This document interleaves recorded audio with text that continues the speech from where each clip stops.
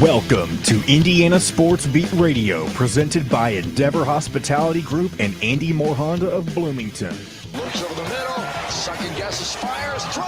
Does he make the catch in the end zone? Yes! Touchdown! Oladipo to win it. Another one! He got Another one! Oladipo! Another one! Huge hole! He's at the 30! He's gonna go! 10, 5, touchdown! Jonathan Taylor! Galloway finds Rob Finnessy, who fires the three, and He hit it!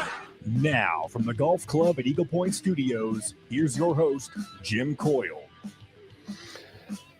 Hello, everybody. Welcome aboard and happy Friday, wherever you are, because it's Friday. It's Friday o'clock. Hope it's off to a great start for you. Appreciate everybody joining us. Hope you're having a good day. I think it's still going to be warm out there. It looks kind of cloudy outside the golf club at Eagle Point Studios here. Although I know we're going to get some relief this weekend. How many days in a row did we have that were 90s? It's like 3 or 4 this week, John? I believe it was 5. All Monday through Friday, over 90. Okay. So that 5. Once we get through Saturday and Sunday, it looks like another 10 days of just now they're saying the high today is going to be 89. That'll break it, but and Saturday, a beautiful, crisp, clear, sunshiny, 79-degree, low humidity day. We need a clap sound effect for that right there. Too bad I don't have it right with me. But. You talk about but the worst thing is it's such a perfect day and it's going to be sandwiched around welcome to hell. Because we get back to Monday. Monday's just 90. That's nothing. Tuesday 97, Wednesday 99. Yep. Down here in Kentucky, we've got Tuesday and Wednesday projected into the hundreds. 5, 6, 7, 8, 9, 10, 11, 12. I see 12 projected straight 90-degree days. And if we just had 5, that would be 17 out of 19 days in June, mind you, in the 90s. We don't officially hit summer until Tuesday this coming week. Yeah, June is not usually the month that June's supposed to be the warm-up. We get a few decently hot days to kind of get us acclimated to the summer coming up, and then July is usually when all of the crazy heat hits. No, we're diving headfirst into summer this year.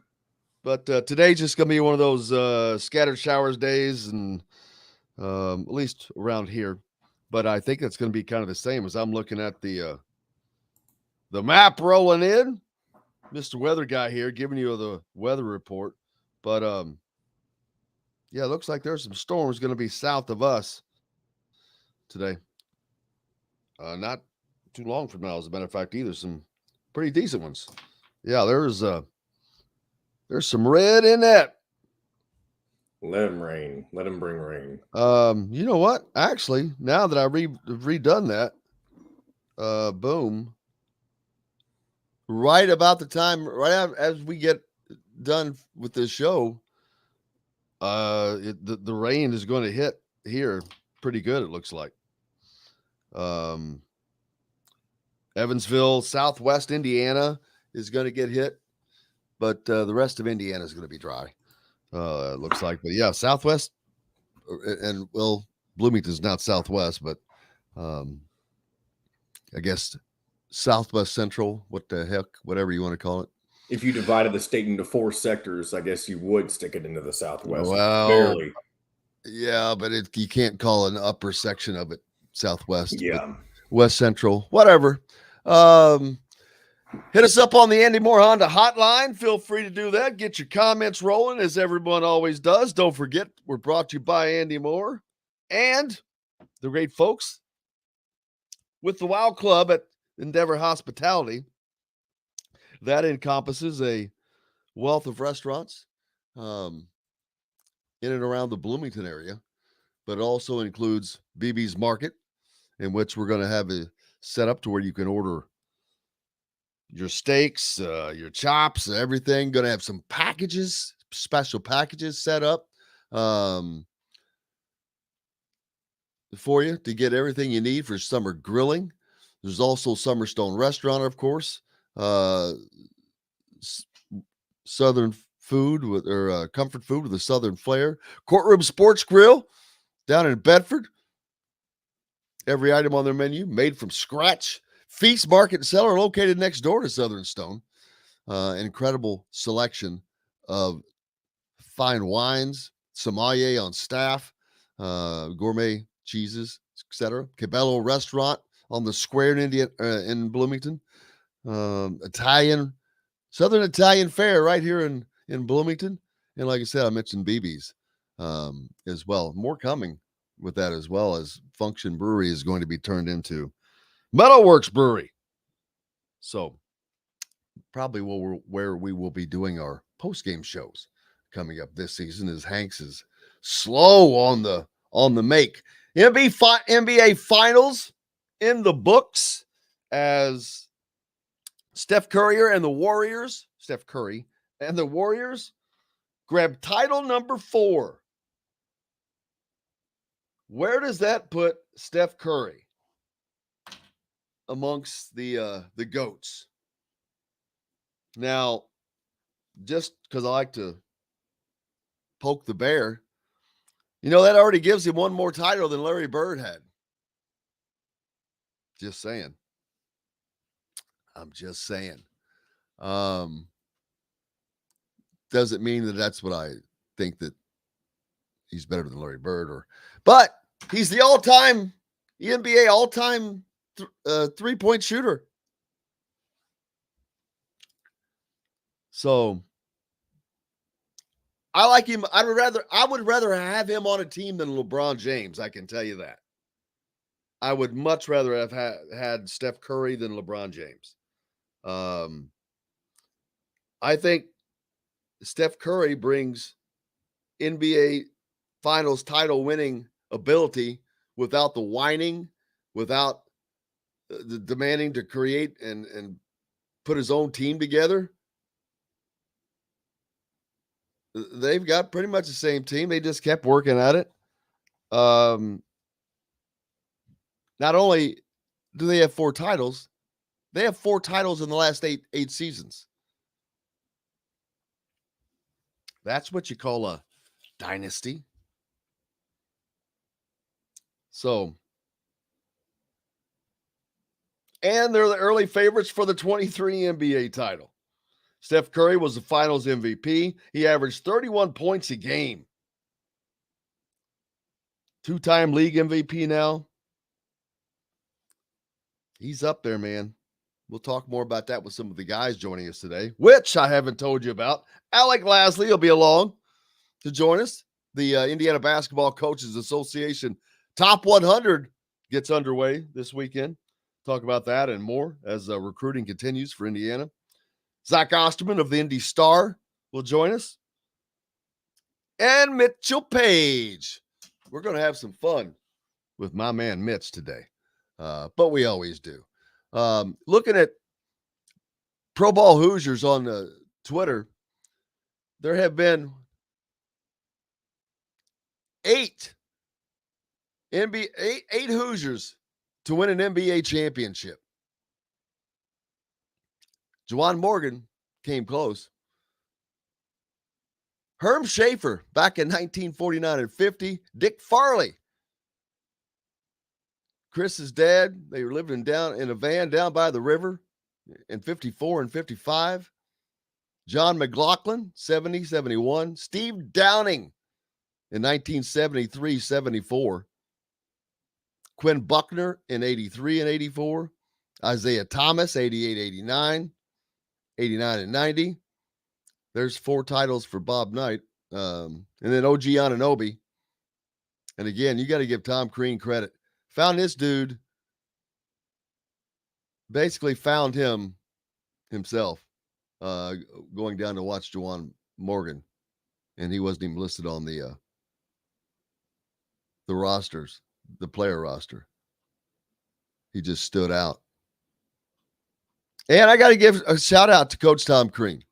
I've been preaching about Jordan Hall's Never Lose Hoop golf outing that's coming up on the 23rd here at the golf club at Eagle Point. It's a Thursday. Shotgun start at noon. You can play. A few openings left. It's only $125 a person. You can enter as a single. You don't have to bring a team, but you can bring a team. But it is going to be an absolute blast of a day playing with some former players. Coach Mike Whitson's going to speak at dinner. Coach Allen will be there. Cody Zeller's playing. I can't even remember. I don't even have the list in front of me at the moment, but it is going to be a gigantic Indiana presence there, as you can imagine. But and that'll go on throughout the day, and looking forward to that. But it's only $125 a man, and it all goes to Never Lose Hoop, which benefits area kids with cancer. But you get a ton. First of all, you get breakfast. Ed Schwartzman from Buffalo's is donating bagels, so it's gonna give a shout out to Ed. And then I don't know the name of the gentleman from Chick-fil-A, but he's donating lunch, so you get a free lunch.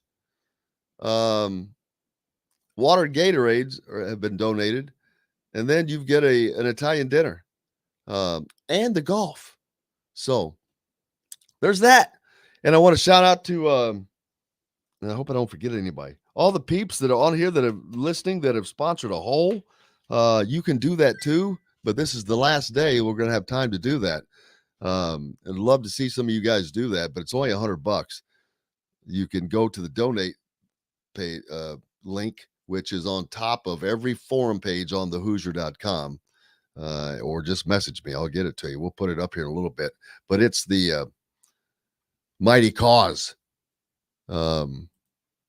link, but I can find it really quick. Yes, I got it. See how quick I found that? mightycause.com /story/Never Lose Hoop. Again, that's mightycause.com /story/Never Lose Hoop. You can just make $100 donation there and become a hole sponsor. Get your name on a sign, on a hole. We'll have Jordan and crew take a picture around it, post it, send it to you. And it goes all to Never Lose Hoop. But Forrest Gray was the first one to do that. Big thanks to Forrest. Sam Joaquin has done it down in Florida. Forrest down in Georgia. This is what I love. Pete Clausen up in Minneapolis has got a whole sponsor. Chronic Hoosier has got a whole sponsor. But just look at where all the people, Forrest down in Georgia, Sam's down in Florida, Pete's up in Minneapolis. Appreciate you guys. Would love to see some more of you Indiana listeners jump on the deal, like Jennifer Land. She's driving up from Evansville with a team to play in the event. Ryan Kramer's driving down from northeast Indiana to play in the event. So appreciate those guys very much so, and you can help out as well. Hitting up the Andy Moore Honda hotline. Forrest says, hey, speaking of Forrest, Michael is on there. Well, Robert the Truth Carter down in Evansville, Michael Niehaus. And I want to, for those of you who I know where you're from, that's cool. But like Michael, I need to know where you're from. I'm starting to keep a list of where I'm trying to keep a list of where everyone is from. So Michael, you're asking a good question. Does IU have a TBT team? Well, that has been something I have been pushing on for 5 years that I've been doing this show. And now there is a TB team in existence.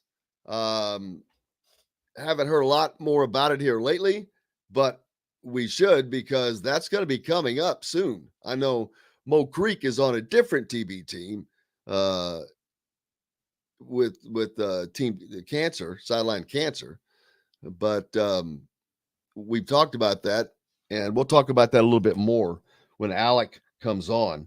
But yes, to answer your question, finally, one is being put together, Michael. And where are you from, Michael? Just hit us up. Let me know where that is. Jacob in New Harmony. Now he's working in New Harmony, but where is he from? Where are you from, Jacob? Jacob Wise says the winds, they're saying 70-mile-an-hour wind gusts. Wow. That is nuts. Is that you talking about down in southern Indiana? Ed McMahon stepping down as CEO of the WWE. Stephanie McMahon to take over, Tim says. He's on it. Well, the truth, Robert says Indiana's going to win a national championship and go 35-5 this year. Wow. He is very hopeful. Wyatt's on here with us. Great day at the Bar Reef shootout yesterday. 27 varsity teams in attendance. His team went 3-0. Summer ball in full swing. Yes, it is. Thanks for that update, Wyatt. Wouldn't mind knowing a little bit more who's playing there. Break. I hear you. The top three for Wyatt all time: Magic, Oscar, and Steph. Oh, dude, we're going to talk about that later. Coming up next, Alec Lasley from thehoosier.com joins us, brought to you by Feast Market and Cellar, where you can find an incredible selection of wines, gourmet cheeses, and there's a sommelier on staff to help you with all your pairings.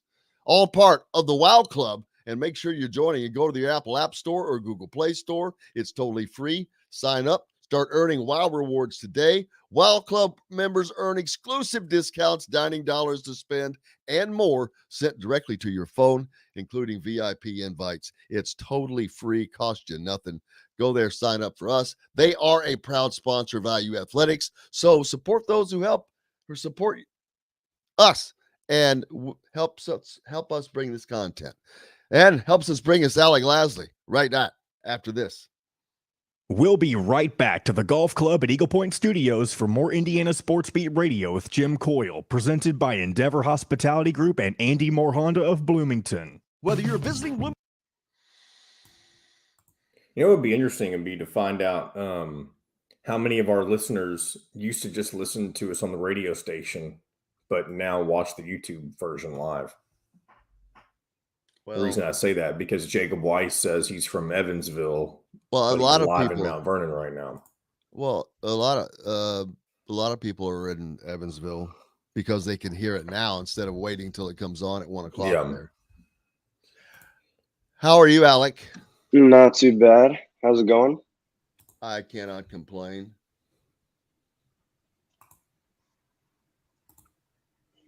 What's up, John? Haven't seen you in a few weeks. Hello. It has been a few weeks, right? It's right, because last week I was gone. The week before I Yeah. was working morning on the Friday. That's How right. about Chris Chiozza? You ever heard of him? Nope. The basketball player Yeah. from Florida? What about him? Undrafted out of Florida in 2018, went to the G League, and now he's got an NBA title. Well, I didn't know this. Did you know that? I did. Well, I did. I've I've talked think I about it know on it. the show.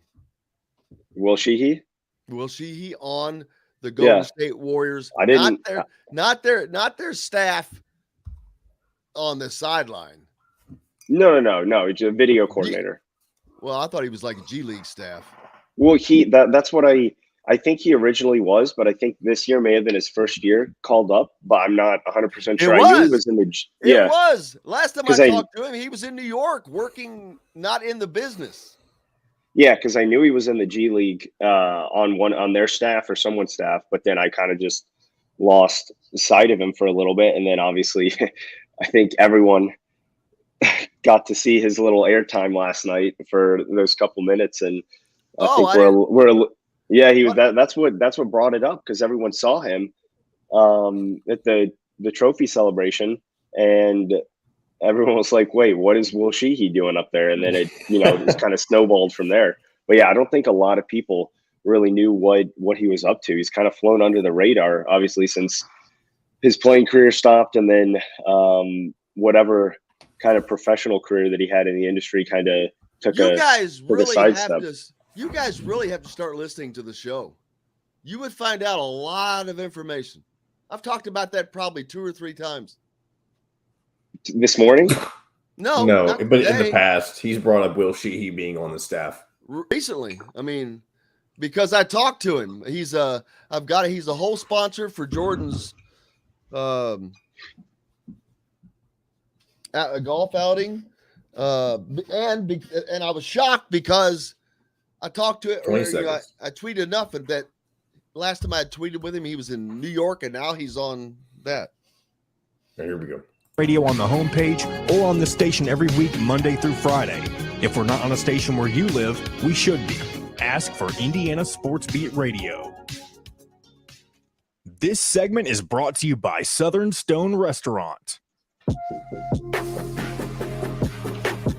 Now back to the Golf Club at Eagle Point Studios for more Indiana Sports Beat Radio with Jim Coyle, presented by Endeavor Hospitality Group and Andy Moore Honda of Bloomington. Welcome back, Indiana Sports Beat Radio. Jim Coyle with you as always. Here on this Friday, it's brought to you by Southern Stone Restaurant here in Bloomington. Southern roots, and comfort food with a Southern flair. All part of the WOW Club, the WOW Network. Make sure you join the WOW Club. Joined now by Alec Lasley from thehoosier.com. How's it going on this Friday? It is going well. How are you doing? Cannot complain. Too hot to do anything right now.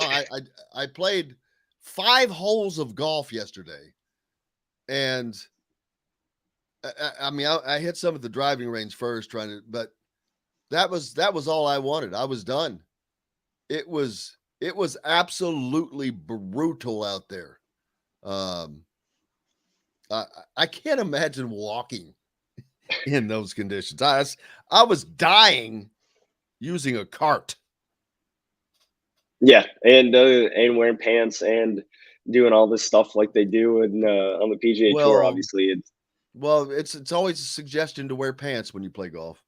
No, I'm just kidding. No, I had shorts on, but the one thing I forgot, which drove me absolutely nuts, I had my cooler packed with a couple cold drinks. I had my cigar. I had my, I forget what you call it. It's called a wingman. It will play music and give you distance, and you can do an app and all this stuff. Well, my phone died. So wingman, I had just charged my wingman up. It was completely charged. Well, of course, my phone died from work. So not only did I not have the music, I didn't have my distance yardage markers. So that really stunk. So that's why you only played 5 holes. No, it was the heat. It was you didn't know what to do. The last hole that I played on my drive, when I swung my drive, if it wasn't for the glove hand, the drive, I don't know where the driver would have gone. For the first time ever, my club, just came out of my hand. There was so much moisture and sweat. It was, came right off. And that was a good excuse too. Great excuse. What's going on with you, man? The NBA Finals wrapped up last night. Steph Curry, title number 4, denied Juwan Morgan an opportunity at winning an NBA championship, and which would have been really ironic because the last IU player to win an NBA title is OG Anunoby. And of course, those guys were friends from Missouri. That would have been really odd. The Pacers, the Celtics, after game 4, they were done. They had a chance to go up 3-1 in that game and gave it away and let the Golden State come back and tie the series at 2-2. Then they go up 3-2, and I'm like, it's over. And it was. And they were just, they were all over them last night for a while. Yeah, I mean, the biggest thing with the Celtics, right, is obviously, the two really dynamic stars on the wings, but I don't think you're going to win an NBA championship with Marcus Smart as your point guard, your starting point guard, a guy that you're going to rely on for significant contributions, not only scoring wise, shooting wise, but also playmaking. Obviously, phenomenal player. I love him myself. I'd always want him on my roster, but they're missing some sort of dynamic playmaker at the point guard position. Obviously, they have a little bit coming off the bench in Derek White, but he struggled last night, and he's not that guy that's going to go out and get you 20, 25 on any given night. And that's the biggest thing that the Celtics didn't have, is just that significant point guard who they could always rely on. And you saw it last night.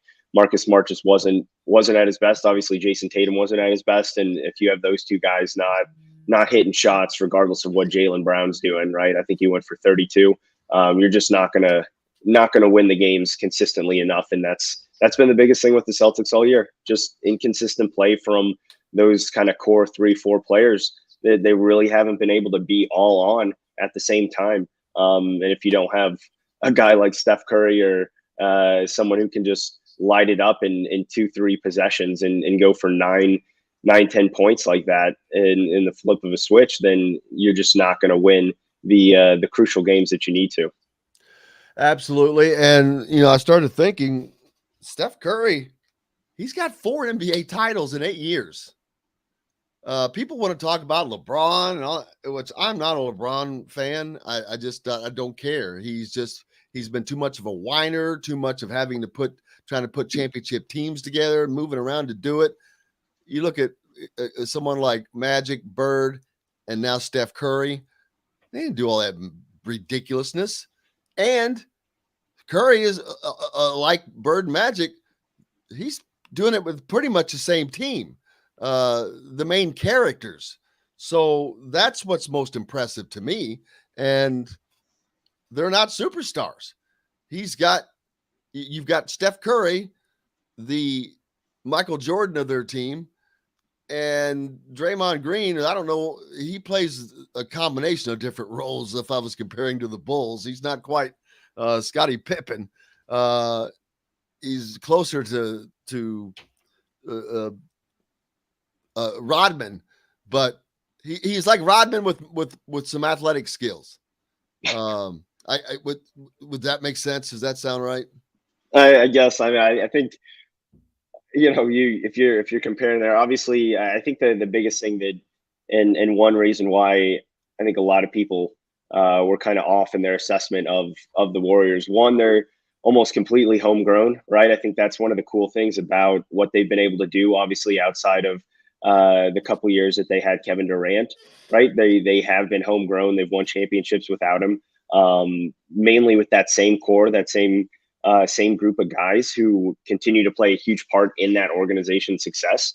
But they go out, they get Andrew Wiggins. They kind of rejuvenate his career. All-star this year for him.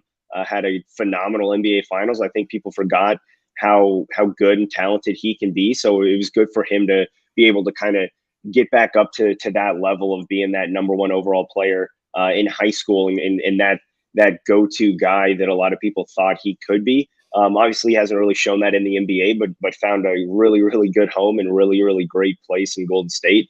But I think just a lot of people counted them out with Klay Thompson. Obviously, the injuries that he's had over the past few years, just not really sure how he would bounce back. He had a lot of inconsistencies this year. And I think for all the criticism, for some reason, that Steph Curry got about his career, about his game, I think this is one of the more phenomenal performances in a season that not only he's put on, but if you look at that roster, talent-wise, it's not I wouldn't put it up there with some of the other teams in the league. That's my point. I look even the Bulls. Scottie Pippen was voted one of the top players, so you've got to consider him a talent along with Michael Jordan. Steph Curry does not have a Scottie Pippen. Well, I mean, you could say that was Klay before the injuries, right? I mean, a guy who can go off for 30 points in a quarter, 25 in a quarter at any given night, which he did, drop 8-9 threes Obviously, that's one of the best, if not the best, shooting backcourts that we've seen consistently. I think the biggest thing was just the couple injuries that obviously Klay Thompson had, and just not being able to come back up to the level. Obviously, not shooting the ball the same way this year, and especially in the finals and in the playoffs here. And I think that just shows you what type of player Steph Curry is. I think he was kind of sick of all the doubters, not only for this team but for him. In the performance that he put on, I think shows that not only is he obviously one of the best players in the league right now, but I think you have to start looking and stacking him up and comparing these resumes and where he's going to land all time, because what he's been able to do has been extremely, extremely phenomenal, especially this year. Yep, it's been fun. Now the NBA's over, except for the draft coming up next week, and we'll see how that lays out. Yesterday, the conference schedule for basketball released by the Big Ten as far as opponents. Indiana with a home and away. Actually, I could just say home only against Nebraska, Ohio State, and Wisconsin. So that's favorable. 2 out of 3 tough games there. You don't have to return. Away only, Maryland, Minnesota, and Penn State. I think that's favorable. I think that they're probably 1 out of 3 is going to be tough there. So that's Indiana's conference schedule. I'm going to have to rate as favorable to them. Of course, Illinois, Iowa, Michigan State, Northwestern, Purdue, and Rutgers are both home and away. But to me, that's a favorable Big Ten schedule for the Hoosiers. Yeah, absolutely. I mean, I think you look at, not having to travel to Wisconsin, which, is always a struggle for Indiana, not having to travel to Ohio. That means it's another year of that stupid streak going on. I mean, hey, if it's another year of that stupid streak, but you get the win against Wisconsin, I don't think many people are going to be complaining. Now, again, at the same time, this is probably more of a down year for Wisconsin. So maybe this could have been the year to go to Wisconsin and actually get that win. But obviously, don't have to travel to Ohio State, always a tough place to play, regardless of kind of how they're playing. I think you look at the away games, right? Maryland, Minnesota, Penn State, you're like, obviously, those should be, as we look at it today, right? Big picture on, June 17th, a lot's going to change before we actually get into conference play. But, those probably aren't 3 of the top teams expected in the Big Ten. So, maybe you wish you could have gotten 2 games home and away with a couple of those. But overall, I think you have to look at that schedule and be, pretty happy if you're Indiana sitting here and looking at trying to win a Big Ten title. Things are lining up that way. Obviously, doesn't matter. They still got to go out and play the games. But overall, I don't think it's as difficult of a schedule as it could have been. But at the same time, you're never going to know until you actually get into conference play in multiple months from now. Well, it's a good thing because the non-conference schedule is going to take a gigantic leap. You've got back-to-back games with Arizona and Kansas. One's at a neutral site and the other is on the road. You will have, I'm guessing, North Carolina in the ACC Big Ten Challenge, which that will be here in Bloomington. So they'll have that. And then you've got the Gavitt games with the Big East teams. Don't be surprised if they don't put Indiana with Villanova. And if that were to happen, can you imagine the schedule Indiana has had for the last few years, and now to have played Arizona, Kansas, North Carolina, and Villanova? Well, yeah, you get 3 of the Final Four teams from last year, the 2 in the national championship game, and you're sitting there.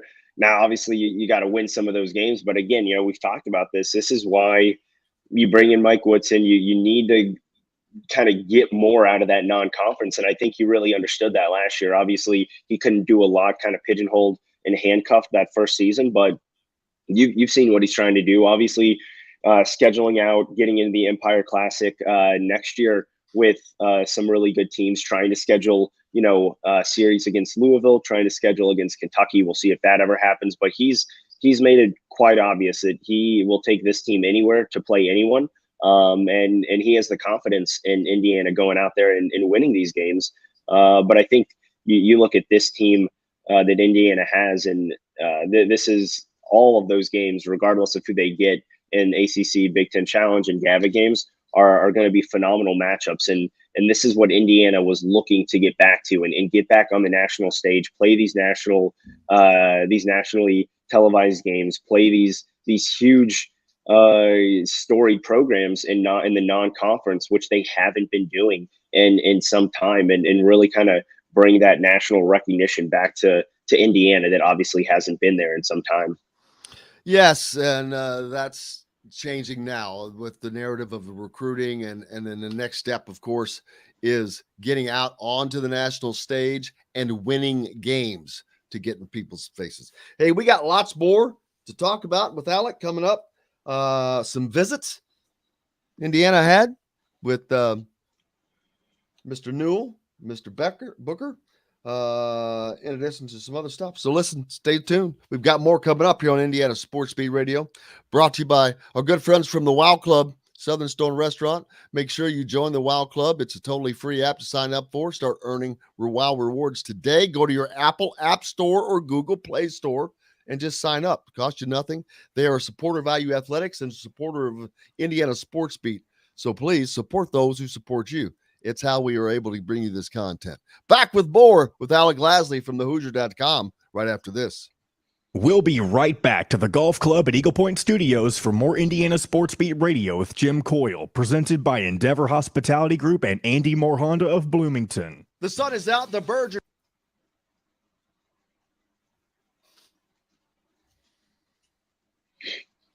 Da, da, da, da, da, da, da.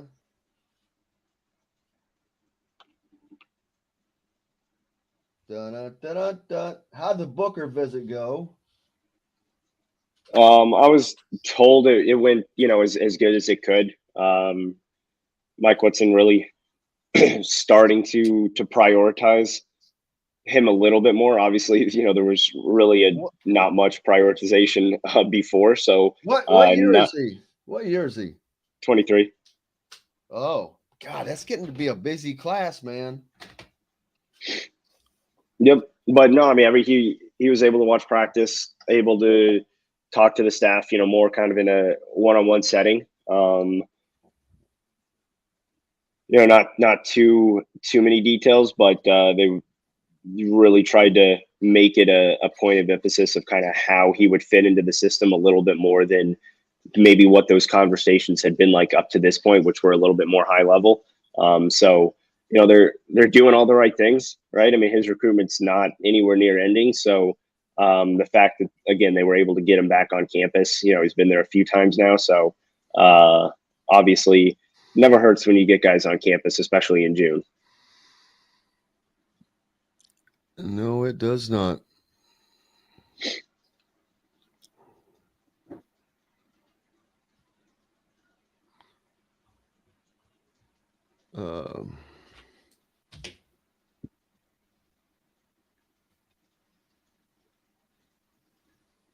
We need to talk about at the end some of the stuff that everything people can find at thehoosier.com, like your Friday recruiting notebook, especially what are the premium things? Yeah, I mean, obviously all the recruiting stuff. We have 2 big football weekends of official visits this weekend and next, so we'll have some stuff up about that. List of visitors. Cares. I meant in general. What are, like, you have the Friday recruiting notebook every Friday. What are some of the other? Yeah, I mean, we do the mailbag with Travis. Oh, yeah. Obviously the national recruiting guy for Rivals, and then we do a couple other smaller things. Honda.com. Come see us at the all-new Andy Moore Honda, now in Bloomington. This segment is brought to you by RE/MAX Advanced Realty, Indy Home Pros team by Cheryl Sizemore.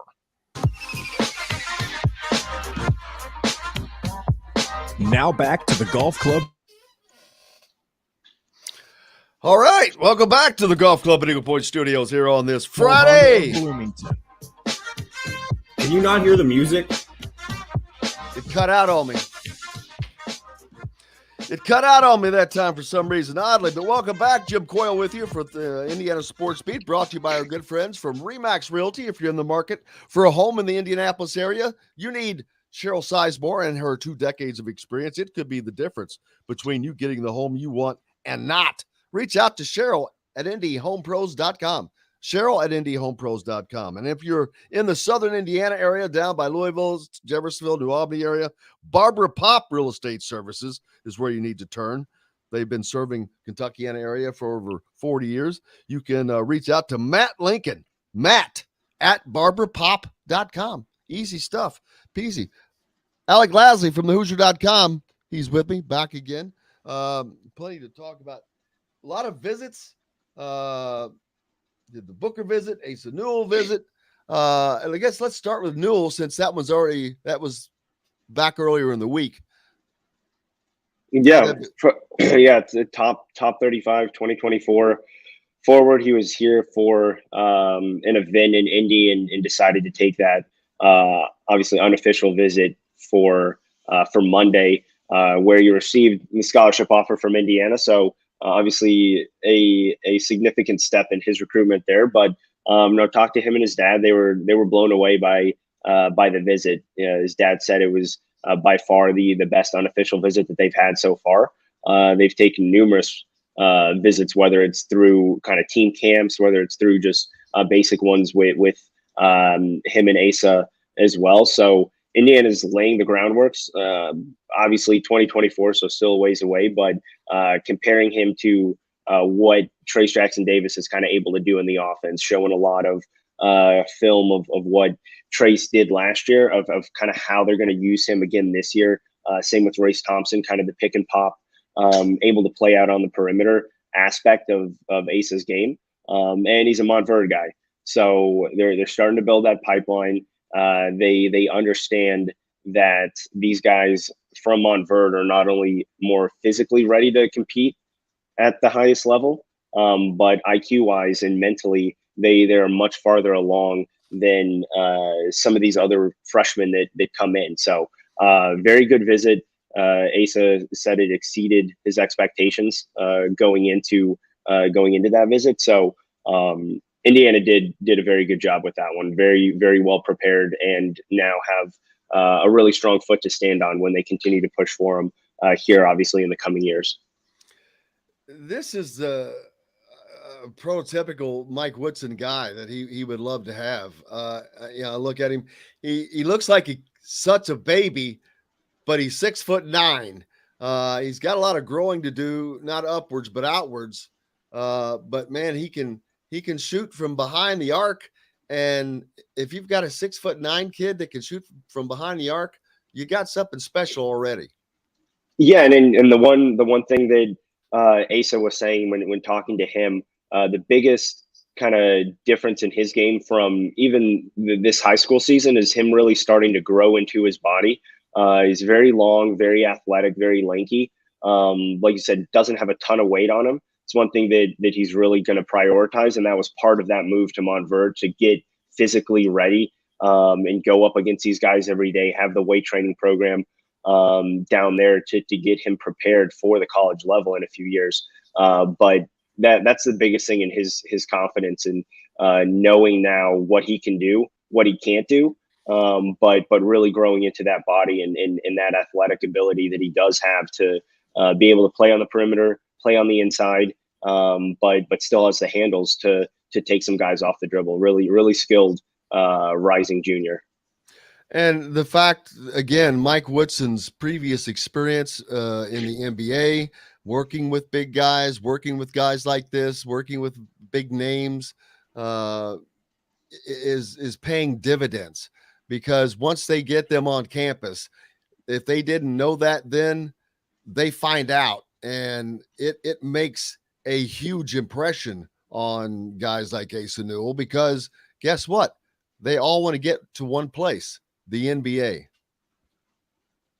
Yeah, absolutely. And that's one thing that they both said, just the experience that he has. And, we've heard this from numerous parents, high school coaches, AAU coaches, anyone involved in someone's recruitment. What they've said about Mike Woodson is obviously the experience he's had, not only as a player, but a coach in the NBA, having that ability to know what it takes to get there, the development. And I think we're starting to see that with some of these guys in just a short period of time at Indiana. But that weighs a lot on a lot of these recruits, especially in the coming classes when they're going to be able to see more and more of what Mike Woodson's able to do, and already knowing what that resume looks like. That obviously goes a long way when you're trying to say, hey, I know how to get there. It's a lot easier to actually say that when you've been there, and obviously Mike Woodson has. And then the Booker visit. What's the word on that? How that went?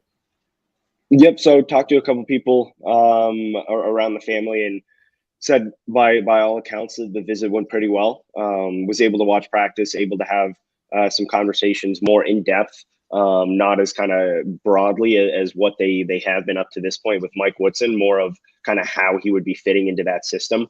But you look at the roster, and they have a great recruiting pitch of, hey, let's come in and you're going to play immediately, right? We'll try to pair you with what you think you do best, with someone who's still expected to be there in Malik Renault, who's more of a inside threat, whereas Xavier Booker's more of kind of that outside in hybrid forward. But Race Thompson's not going to be there. Trace Jackson Davis isn't going to be there. There's a lot of movement in that front court, and they're going to have the minutes available for him to kind of come in and play his game. And he's exactly what you're just talking about, Ethan Newell. Xavier Booker is another guy who is kind of skill-wise what you would want in a Mike Woodson offense to pair with a Malik Renault, a guy who can hit some outside shots. So the conversations were a lot more, revolving around this is how you would fit in our system, opposed to kind of more broadly speaking of, hey, we want you. So they're starting to kind of get into the details, and his recruitment is still a ways out from making a decision. We just got an offer for Gonzaga this week. Kentucky starting to reach out. Duke already offered. Would expect a visit to happen in this fall, most likely to go out to Duke. So this is a national recruitment. This is a true blue blood recruitment for Xavier Booker, and it's going to be very interesting with these 5 official visits as a senior where he's going to go. I would assume we'll see some sort of list cut before then.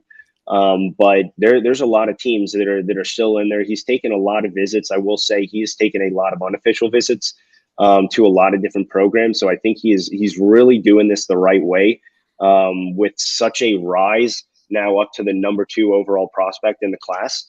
Whereas this time last year he was unranked. So kids can get overwhelmed with that sort of rise, but from all accounts, he is doing it the right way, and really trying to figure out not only which system is going to work best for him and his skill set, because there's not many guys that have that athletic ability at 6'11" who can shoot the ball, handle the ball like he can. So it's going to be interesting to see what happens once we get past the summer months and into the fall, kind of where those visits align. Indiana made another offer this week. Aiden Sherrill. He's a top 50 forward in the 24 class, and going out to Wasatch Academy out in Utah. He's from Norcross, Georgia, which Georgia's another place that Indiana seems to be developing a pipeline. Caleb Banks. There's someone else that's already on the team that's from Georgia, I believe. Well, yeah, and they also have Ja'Kai Newton. And a lot of this stuff is built around Yazir Rosemond, who was originally from the Georgia area. So that's kind of that relationship there. Top 50 guy, obviously just kind of getting going. Another 6'10" guy, another big 6'10" guy. Yep, athletic. Again, kind of that prototypical Mike Woodson forward that you're really looking for. Kind of every one of those really fit the mold. But yeah, obviously super young, just kind of really started that sort of recruitment with Indiana right now. They also extended an offer to a 4-star guard, Jaden Mustaf. So, they're starting to get some more names involved in that 24 class. A lot of the relationships in the 2024 class are already, I would say, a step ahead of maybe a lot of other programs, just because of the start that they got off to in the class of 2023, with obviously Gabe Cupps and Ja'Kai Newton pretty early on in that recruiting cycle. So they're doing everything that they need to do. They're going to get these kids on campus. There's no doubt about that. And what we obviously have just talked about with some of these visits is the Indiana staff is blowing away these families and recruits when they get on campus. And I think the more and more this happens, you're going to start to see more top 50, top 40, top 20 type talent get to Bloomington and start to actually land a lot more of these kids. And that started with Jalen Hood-Schifino, obviously went to Malik Renault. And now you're going to start to see that a lot more, especially at these powerhouse national programs. There are currently 15 offers out for the 2024 class in Indiana, and this may not be updated, but of those 15, I see 0 Indiana kids on this list. For 24? Yeah. Is that accurate? That's accurate. They're casting a wide net. A lot of it is nationally. A lot of it is, again, at these powerhouse type programs that you don't really tend to see a lot of with Indiana in the past. This is what Mike Woodson wants. These are the highly skilled players around the country.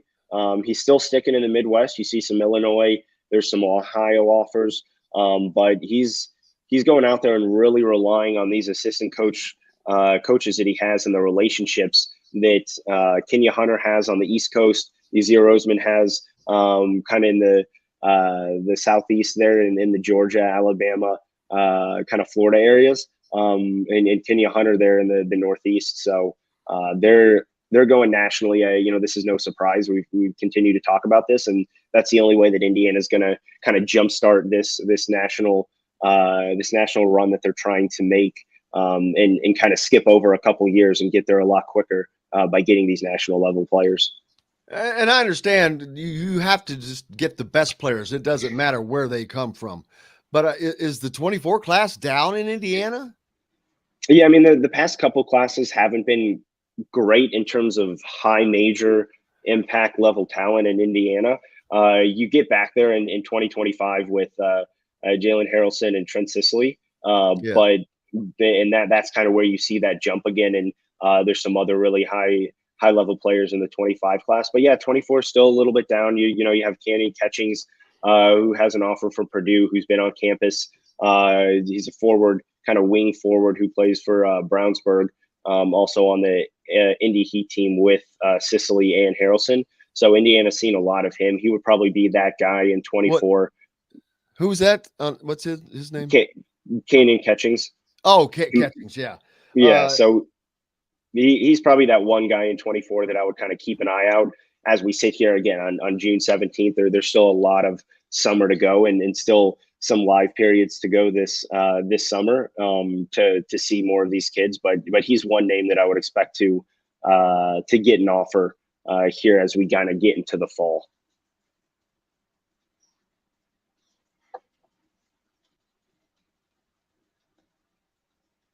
Did we lose Jim there? Yeah, it's weird. It's an odd place for his picture to be frozen. I wasn't sure what was going on. I thought he was thinking, but Jim, I'm assuming, will be joining us shortly.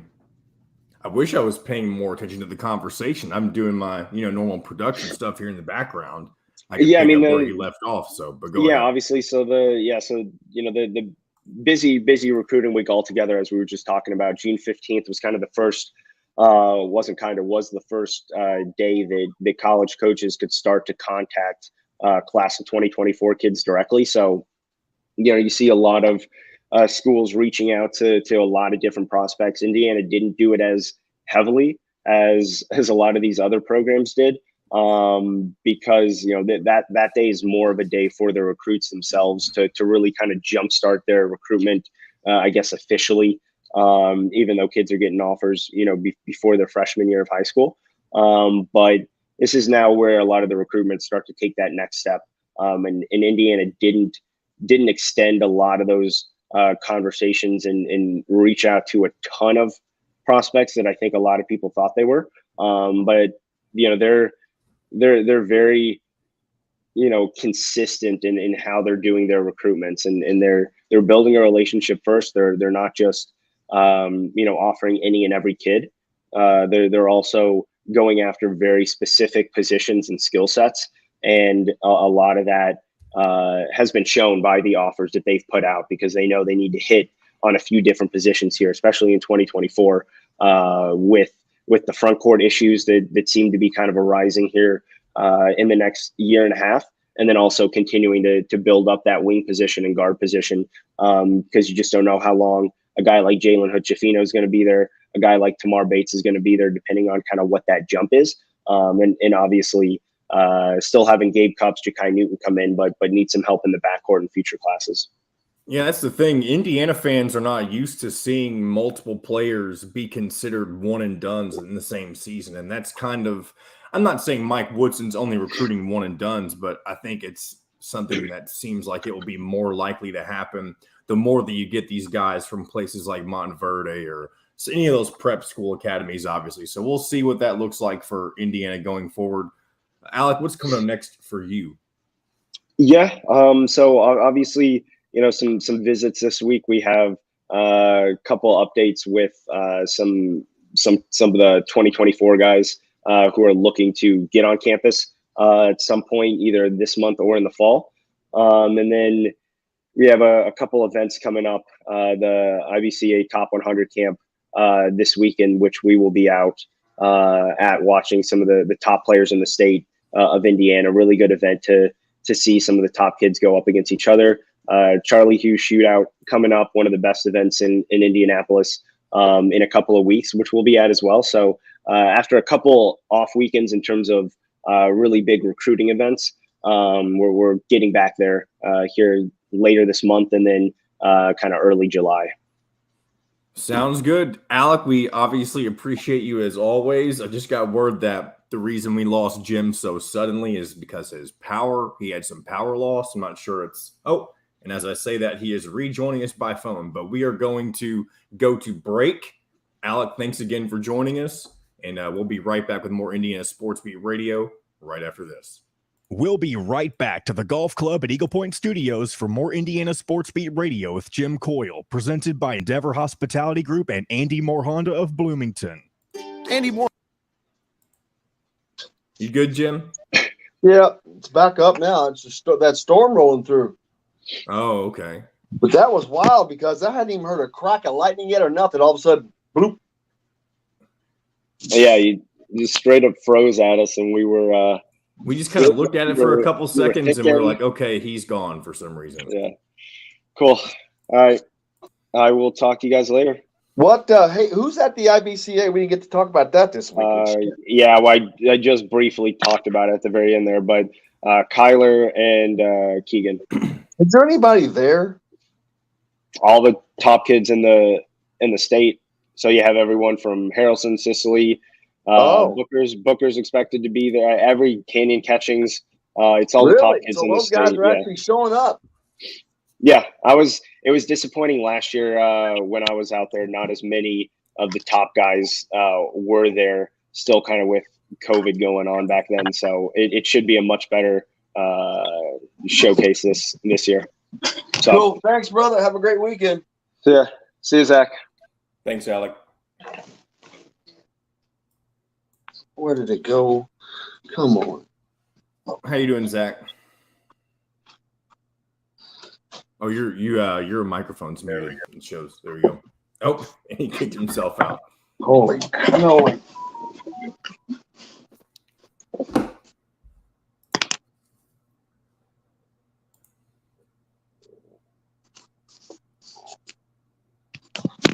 There we go. Sorry, I hit the refresh button on my computer. No, you're fine. Jim is having some minor issues because he lost power momentarily because of the storms rolling through down. Yeah, I mean, it's dark. Like it's nighttime dark. I lost power. I mean, That's what I just told him. we were doing the show, and all of a sudden, I wasn't doing the show, and I didn't hear a crack of lightning or anything. Yeah, there's a pretty good one hitting us on the radar. I didn't know it was going to hit this soon. Zach, are you in Bloomington or Indianapolis? He's a Bloomington. He's a Bloomington okay. guy. Where is Zach, are you disappointed in the any of the city announcements for the World Cup for 2026? I haven't really gotten that invested in it. Yeah. He's not a World Cup guy, man. Atlanta's a host city, but I mean the World Cup's just too far. I mean, it's 4 years from now. God knows what I'll be in 4 years. I'll get excited about it in 4 years. All right, here we go. And that could be the difference in you getting the home you want in today's tough housing market. Reach out to Cheryl Sizemore from RE/MAX Advanced Realty at Cheryl@IndyHomePros.com or 317-298-0961. Cheryl Sizemore from RE/MAX Advanced Realty. Let Cheryl Sizemore get you in the home you want today. Cheryl@IndyHomePros.com. This segment is brought to you by Courtroom Sports Grill in Bedford. Now back to the Golf Club at Eagle Point Studios for more Indiana Sports Beat Radio with Jim Coyle, presented by Endeavor Hospitality Group and Andy Moore Honda of Bloomington. Welcome back. It is Friday. I hope you've got a great weekend planned. Starting off a little stormy, but it's going to cool down at least. My God, it's been so hot. Zach Osterman from the Indy Star joins me now. Zach, how are you doing, man? I'm good. How about you? Cannot complain. Just recovering from lost power a little bit ago. Had storm rolling through here. Didn't expect that, but at least it's going to bring some cooler temperatures this weekend until we go on this 10-day streak into hell, it seems like.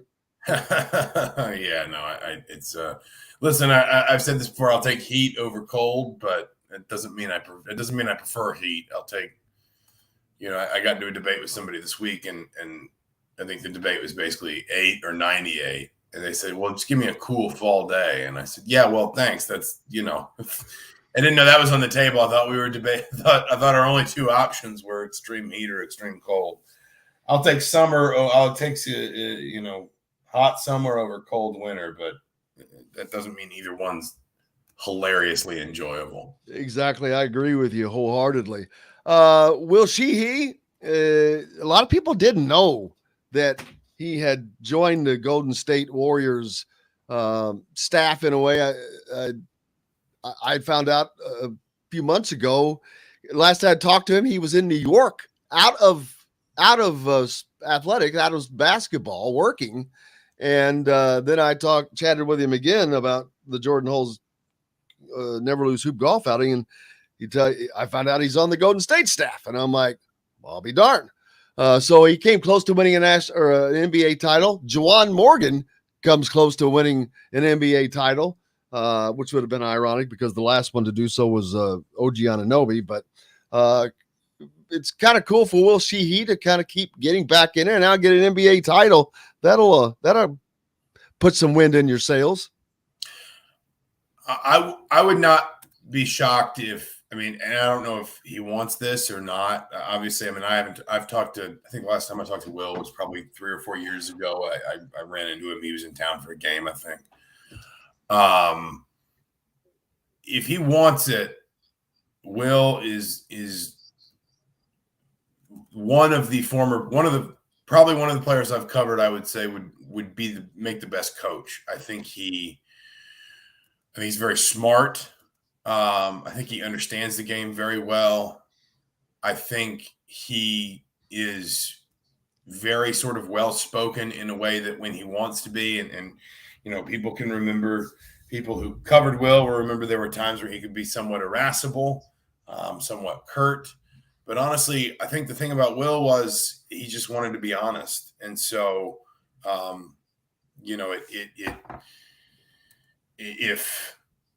if his honest answer was 10 words and you got 10 words, if his honest answer was 100 words, you got 100 words. But I think he's a bright guy. I think he's a hard worker, and genuinely, again, if it's what he wants, and I don't know what sort of he envisions kind of the destination in his career path. Because obviously, this can be an entry point into coaching. It can also be an entry point into working in a front office. It can also be an entry point into scouting or, other sort of, backroom elements of basketball. But if he wants to coach, I absolutely think he would be a good one. Strangely, actually, the two guys I've always said that about are the two guys you just mentioned.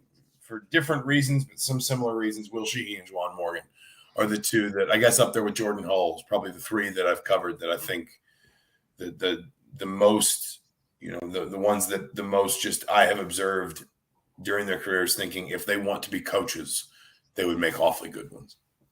Yeah. Jordan, you mentioned Jordan and Will Sheehy teammates on there. So you've got two guys coming off of the same team with that. And sometimes you can tell, sometimes it's natural and you can just see it. And sometimes it's a surprise. Guys that go back and work at it, you don't realize that they want to be a coach, but there's a lot of guys out there right now that are in high school. I had Sharon Wilkerson on yesterday, newly named head coach at Jeffersonville.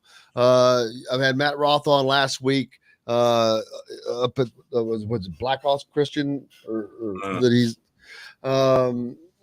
trying to think of the other guys that are out there, but they're just and like Sharon said, his goal is he wants to be a D1 coach. So and then the managers, the IU managers, that's the list that always just freaking amazes me how many coaches there are that of guys that used to be managers in the IU basketball system. That's a good point. I mean, and a lot of that is kind of the Bob Knight tree. It's not like there are guys. It's not like there aren't guys out there that played after Knight and didn't become good coaches, or even before. I mean, Slick Leonard, was obviously much more the Branch McCracken school. But I think what you're seeing now is, not to tread what some people probably feel is ancient history, but Bob Knight was fired in 2000. It's 2022.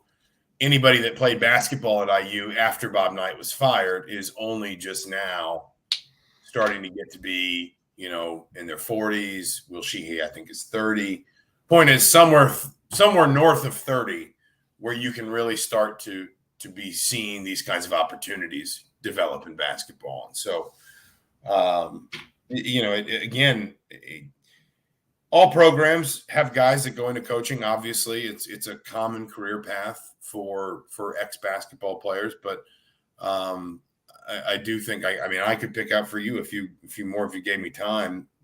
Indiana players I've covered just since I guess 2007 that I think if they wanted to make a career out of it, they'd be very good. And some guys don't. I mean, listen, it is a life you have to be ready to embrace because it's long hours, it's lots of travel. Depending on obviously where you land, how high you rise in the sport, it is extremely, it can be extremely scrutinized. You can live in the spotlight, and that can be difficult for some people. But on the other hand, I also think there is an extent to which, increasingly, especially in college, it's becoming a younger man's game because of all these innovations and changes, and maybe the need for people that aren't, don't feel like embracing stuff like NIL would basically be tantamount to throwing out everything they've sort of learned or come to understand before now. There's space there. Yeah, absolutely. Other guys, like you said, Andre Patterson is in the, I think it's the Cavs front office. So you got different guys spread out all around there.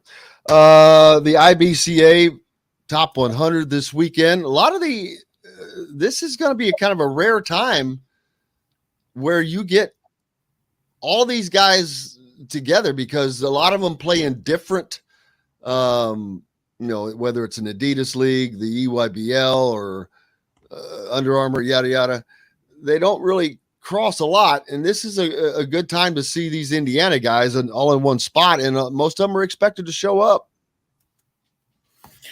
Yeah, no, that's a good point. I mean, it's been a while since I really embraced the whole summer calendar. I get to sort of I love, I shouldn't say I love, but I do get to sort of pick and choose my spots a little bit more, but I can remember when, we would be out in April and we'd be out in May, and then we'd be doing, the ICBA, what is it? The ICBA, right? IBCA. Yeah, IBCA, Indiana Basketball Coach Association. And then the high school, like the high school summer leagues, and then we'd be back out in July. But like late July, you sort of felt weird, like maybe you were seeing these kids more than some of their parents were, because they just, you were everywhere they were. And after a while, it was just like, we don't really have anything left to ask you, unless you've got something groundbreaking to tell us. We're just going to sit here and take stats. And, if there's anything unusual, I remember watching Jeremy Hollowell take a charge off a guy that now plays defensive tackle in the NFL. And when I told him later who that guy was, his eyes got real wide, and I think he appreciated that he might not have made the best career decision, but he came out for it no worse for the wear. So, but it's a reminder that, ultimately it can become kind of monotonous when you're covering it from one school side or another. But, and this sounds hilariously cliche, forgive me, but everything like this is an opportunity for somebody. And, just there's never, I think it's important to kind of never forget that, if you understand what I'm saying. Oh, absolutely. Yesterday also, the Big Ten men's basketball schedule was released as far as who they're going to be playing and where. Times and TV and all that stuff, et cetera, will be let out later. But it's looks to be I'd have to say it's a favorable schedule for Indiana. Yeah, you've got to play Michigan State twice, Illinois twice, Purdue twice, but that's pretty common. On the few games that they don't have to travel, or they have to travel, I think that they've got, I think it worked out into their favor. So overall, as a conference schedule, I think that it was a favorable release for them. Yeah, it depends on how you want to look at it. I think, if you just want to look at it from the standpoint of quantity of wins, they probably could have gotten a better schedule. The reality is only getting to play Nebraska, Penn State, Minnesota, and Maryland each once, and 3 of those 4 games being on the road, means, you maybe don't get as many of those banker, opportunities for wins that you see as just sort of easy ones, especially at home. On the other hand, and I think people kind of see it that way because they're thinking about this as maybe a conference title contender. And at some level, we can talk about big wins that lead you to conference titles, but there are always, quantity is always important in winning a conference championship. But on the other hand, if you would like to see Indiana avoid where it was last season, where it didn't have enough quality wins, it was sweating on Selection Sunday, it, whether you agree with it or not, narrowly got into the NCAA tournament, then you want a slightly tougher schedule, and you would rather have, quite frankly, Minnesota only on the road, where I don't know if it'll be a good win or not, but it probably won't be the worst loss in the world. But Illinois at home and on the road, because from an NCAA tournament resume perspective, you'd rather beat Minnesota on the road, lose to Illinois on the road, and beat Illinois at home than beat Minnesota at home and on the road and lose to Illinois on the road. I strongly suspect that, come Selection Sunday, you'd rather have the sequence of events where you beat Illinois, just in terms of what I'm guessing those, where I'm guessing those games are going to fall in terms of quality wins for a tournament resume. And so, again, it's a little bit how you want to see it. As my good friend Mike Glasscott pointed out to me yesterday too, Indiana's 3 home-only opponents last year, Illinois, Michigan, Rutgers, lost to them all. So there's also an element to this, which is we can sit here and say, well, this looks easy and that looks hard, and this looks easy and that looks hard. Ultimately, you just got to take advantage of the opportunities you're given. And Indiana's probably been handed one of the 5 or 6 toughest schedules in the league. As much as we know right now, the way I put it, talking with Glass about it yesterday, was there's so much uncertainty around the league that a lot of when we handicap it right now beyond Indiana, where we still have some concerns about Indiana, but at very least we feel like there's a lot you can trust about Indiana because of what they got coming back.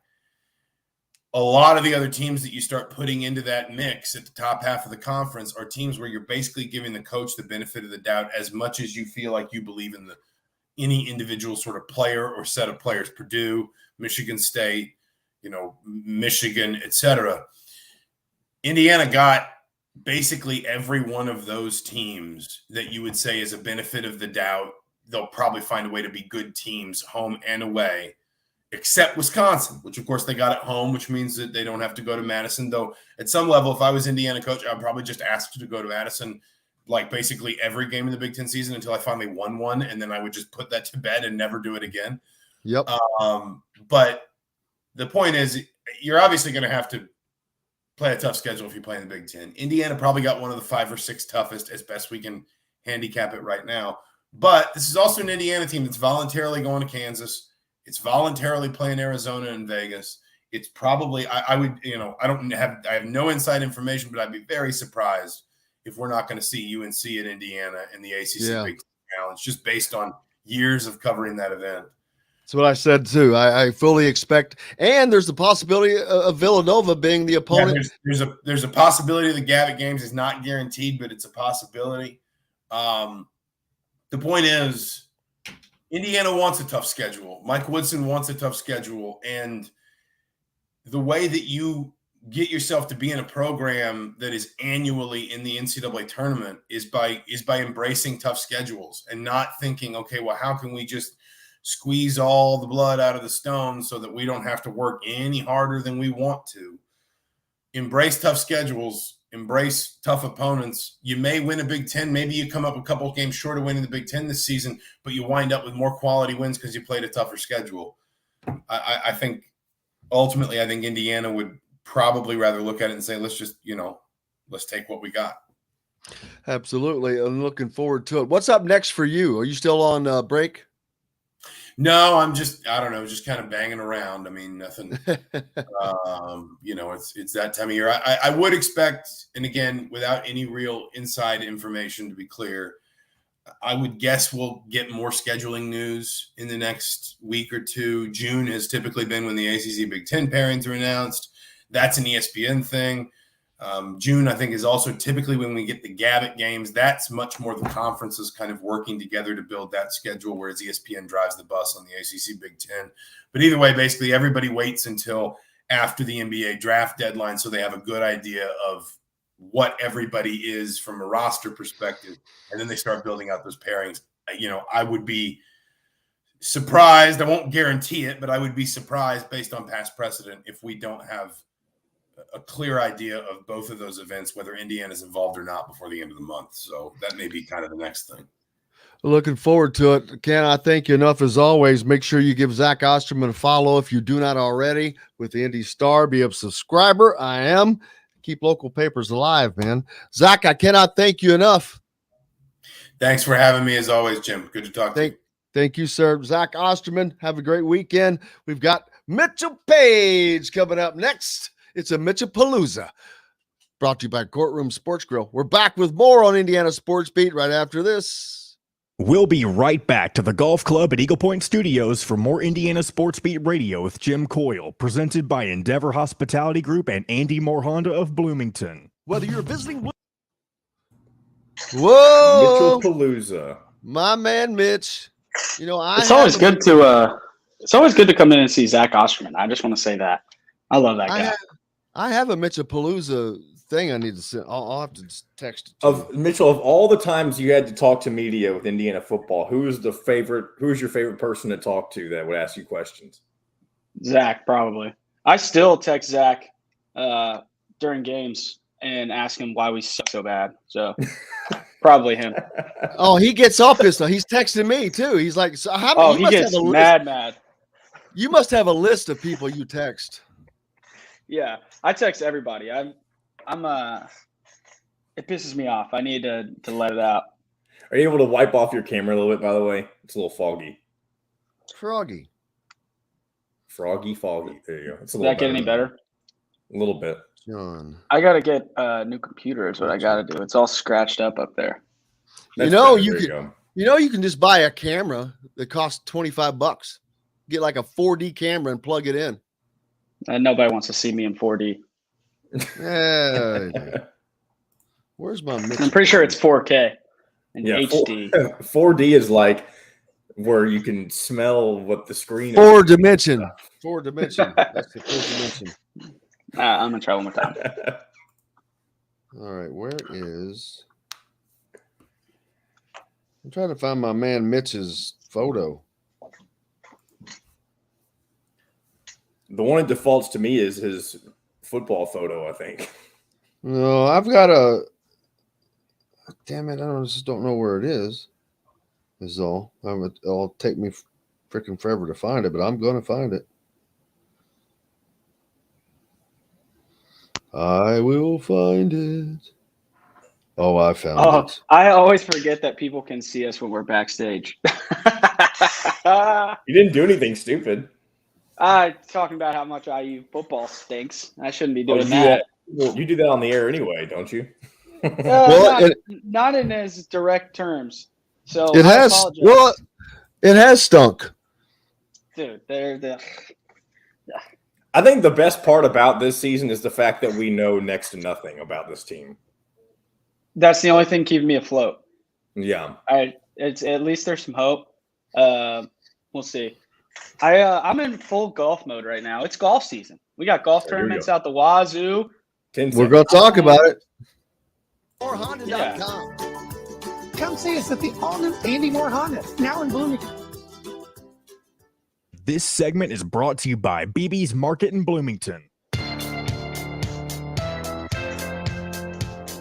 Now back to the Golf Club at Eagle Point Studios for more Indiana Sports Beat Radio with Jim Coyle, presented by Endeavor Hospitality Group and Andy Moore Honda of Bloomington. Welcome back. Indiana Sports Beat on this Friday. It is a kind of a stormy Friday in South Central Indiana right now. You got Mitchell Paige, my man Mitch. Mitcha Palooza. How are you doing, buddy? What's up? I'm awesome. It's a beautiful day here, unfortunately. I for you bet guys. it is. I bet it is. He's on the coast, Charleston, South Carolina, just enjoying life. Yeah, rubbing it right in your face, as usual. Mitch from Dazed and Confused. There you go. I've only seen that movie halfway through. I feel like I'm really just like with the Tombstone last week, Dazed and Confused. I need to get up on my culture, man. Well, you were supposed to do that. You've had 2 weeks to get up on Tombstone. Oh, okay. Yeah, I did. We were having that discussion. Yeah, I'm all in on the Cowboy days. I can't even lie to you. I wasn't sure how I would be feeling after I watched it, and I came out with cowboy boots and spurs for work today. Oh my God! You know, the only thing funnier than that is if you would have actually worn a cowboy hat and a shirt or something on the show today. Well, I just lost him. He lost his sound, so he muted himself. He doesn't. You've muted yourself. Now he can't hear us, so he doesn't realize. There you go. There you're back. You muted yourself. It always does that. I try every time to wear those headphones, and I get about 5 minutes in, and it cuts me out, and then I got to do that. So I apologize. I'm back. I did hear you say it would have been better if I wore a cowboy hat. I don't own. It would have been cool. I don't own one. No, that's not a surprise. Not a surprise. Not a surprise. You live down in Charleston, South Carolina now. They wear them out to the bars and stuff. They wear cowboy hats, cowboy boots. Why would they? Now, why in Charleston, South Carolina? Because people want to act like they're from the country, but they're just not down here. A little bit north, they might be. There's a lot of horse farms and all kinds of different things going on. You go up 26, but yeah, there's country wherever you are, man. It doesn't matter what state you're in.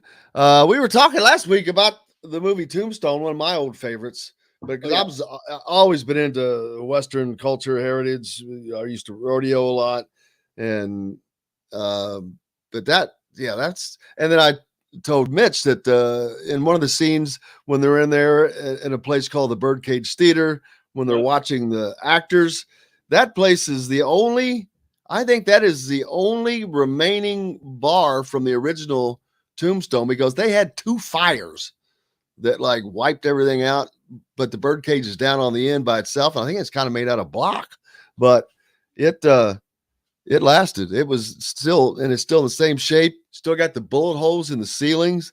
I've been to it. It's pretty wild. Yeah. I love that scene when they're in there watching that play. It was so different because I don't know. I just would never think about they're just dancing around up there with no commentary and people are loving it and shooting their guns off. It was I was hooked immediately. And that girl's pretty attractive, so I beat that. But my favorite discussion is afterwards, we're off there, but we had the first train robbery in the history of the United States, people, was committed right here, not too far from here in Jackson County. I think just south of Seymour is where it actually happened. And then they ended up hanging half the Reno Brothers gang. They hung half of them just outside of Seymour, like just southwest of town. If you go on Google Maps and start to expand it, you'll see an area called Hangman's Crossing. And that's because that's where they hung them, strung them and hung. Did you read about that? I did. Yeah. We were talking, we were, after the show was over, what were you on air for, like an hour and a half talking about all this? They hung the first set and then went into the jail and got the rest. They were just running around Southern Indiana, robbing trains, doing all kinds of crazy stuff. It was, I don't know if you can say you were proud of that, but it was pretty cool that it was happening, right in our own backyard. Well, the people from Jackson County didn't think so, because they formed a vigilance committee of a bunch of guys. They were not happy because those guys were running roughshod, but it wasn't just around here. They were the first James gang. They were going to Iowa and all over places and started robbing banks. But they committed the first train robbery. And then after the deal at Hangman's Crossing, they finally caught the Reno brothers themselves and sent them down to Floyd County, Indiana, New Albany, to be held because it was supposedly the strongest jail in the state, and they wanted to get them away from Seymour. Right. But that committee went down there, and did you learn what happened? Oh, I learned. It's still the only time in history, U.S. history, that a prisoner has been killed while under federal custody. And they broke into the jail and did what they did to the others right outside the jail. I did not know that. That's a cool little tidbit. My goodness. Well, the old Floyd County jail was a 2-story jail, but cells, but the second story was just a catwalk in front of the actual jail cells. You just go up for the jail cell. That was it. There was stairs.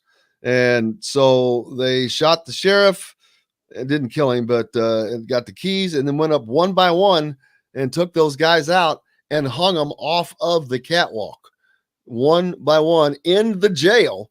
Yeah. One of the ropes snapped, and they just marched him back upstairs and hung him again. It's crazy. Yeah, I mean, it must have taken a while. Like, they had to go take the first guy up while the others were still in their cells, and then the next guy and the next guy. And how's that been the other guys in the cells waiting? Yeah, right. Because you don't know the last guy. Yeah, you don't know what's happening out there. How's that been the guy that the rope broke on, and now you got to go back up and do it again for real this time? That's not funny, but that's there's a different world, man. It's a different world. It's swift justice, I guess. I'm very fortunate. For those of you that can see us on YouTube, and for those just listening on radio, whether it's on the Ref or the WBRO 97.7 ESPN down in Evansville, that is a set of big brass keys that came from that jail, from that time period. A friend of mine's dad was the only two-term sheriff in Indiana, and his last 2 terms were in that jail, and it was the last that's when they closed it. When he left, they closed it down, which I can't believe they didn't just save that out of, prosperity, for historical purposes. I mean, that's a historical deal, but they didn't. But I'm very fortunate to have that set of keys. An older friend of the sheriff, who's also was a friend of mine, gave those to me because he knew I loved it, and I've cherished those, man. But these things are they're over 100 years old. That jail was torn down in the 60s because this happened in the 1860s. Yeah, and you told me that, and what I definitely believe to be true, they probably changed all the locks as technology got better. They weren't using those big 1860s looking keys in 1945, I bet. So who knows? Those may be the keys that the vigilantes were using. Well, that could have been the exact ones. That would be cool.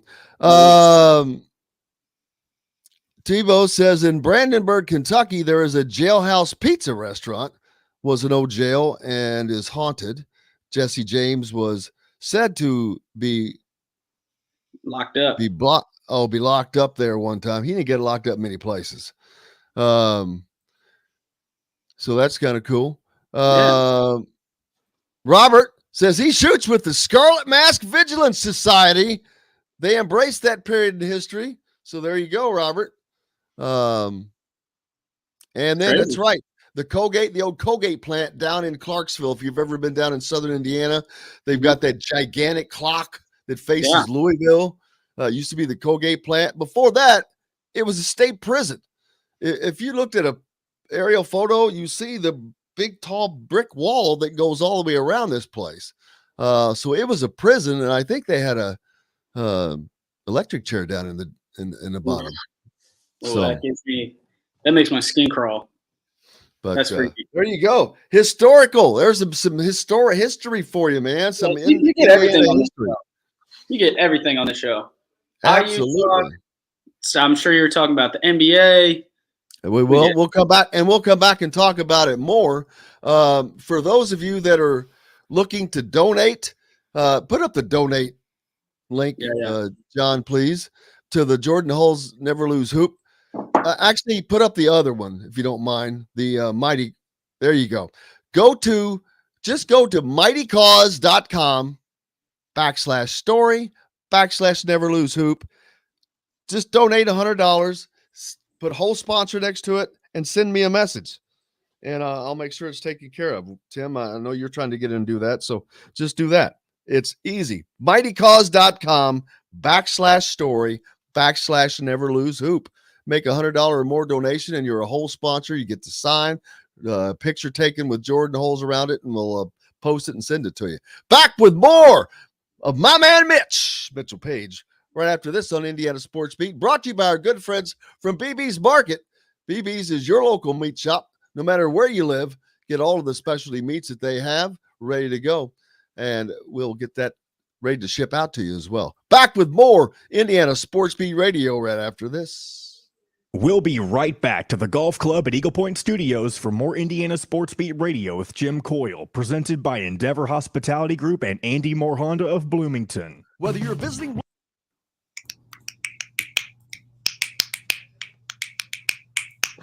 What's next on the docket? What sports would you like to talk about? Golf. I'm talking U.S. Open, baby. I don't even care about the U.S. Open. I'm a golfer. Here's what I don't understand. Why is everybody, and this is because I'm not invested in golf like some of you are, what's the whole big deal with the LIV? Why is that? I don't understand what's going on with that. Because Saudi Arabia, it's human rights issues with Saudi Arabia. It's more of a, so the reason that people have a problem with it, a couple things. One, most importantly, the money comes from Saudi Arabia, and that kind of part B of that is they're throwing all this money at these golfers, but it's not a sustainable business plan. There's no way they can recoup $4 billion over 3 years. So the only way that it could be justified is as kind of a PR marketing kind of thing. So it's being branded as sports washing, essentially, and trying to say, hey, we're not so bad. Look, we have all these tournaments. And It's also interesting to look whenever there's a live release. It always comes from either London or West Palm Beach. It never comes from Saudi Arabia. So they're trying to be this separate entity from Saudi Arabia. The money just comes from there. It's run by someone else when, really it's MBS that's running everything. So that makes it interesting. And then also all the players that, and who knows, it's all speculation about why they're saying things the way they're saying things, but talking about growing the game and all that, it's really, it's a money play. And Dustin Johnson, I think, said it best. He said, dude, I got 25 million, $150 million, and I only have to play 8 to 10 times a year, maybe 12 if I play all the majors. I get to do whatever I want, and I have a ton of money to do it. If he got 125 million, Tiger Woods has only made 121 million on tour over the course of his career. Tiger Woods. Bryson DeChambeau, I don't want to waste all this good stuff. I'm going to save it. Okay. Who is DeFew? The proud, the leader of the U.S. Open. Oh, God, that's a great. Is it Rory McIlroy? He was winning when I looked yesterday. No, it's a guy from South Africa, this MJ DeFew guy. 2 up. Matty Fitz, dangerous. Matthew Fitzpatrick, baller. It's good to see David Lingmerth in there again, too. He hasn't been on the top of the leaderboard in a while. What about Patrick Rogers, Avon's finest at 1 under par? He's from Avon? Yeah, he's my class. Oh, wow. He went out to Stanford. He was better than me. At football? Probably. No. He's good at golf in high school. I know that. So find full episodes of Indiana Sports Beat Radio on the homepage or on the station every week, Monday through Friday. If we're not on a station where you live, we should be. Ask for Indiana Sports Beat Radio. This segment is brought to you by K-Bello. Now back to the Golf Club at Eagle Point Studios for more Indiana Sports Beat Radio with Jim Coyle, presented by Endeavor Hospitality Group and Andy Moore Honda of Bloomington. Welcome back. It is a Friday here at Indiana Sports Beat Radio at the Golf Club at Eagle Point Studios. Mitcha Palooza is with me.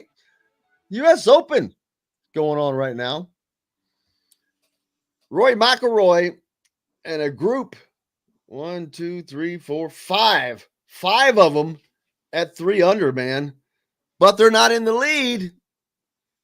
A guy that I've never heard of from South Africa that Mitchell just told me. What's his first name? It's like Matthias or something, but he goes by Matthias. MJ. MJ DeFew. He's DeFew, the proud, the leader of the U.S. Open right now. Da-da-da. And I'm watching Phil Mickelson right now.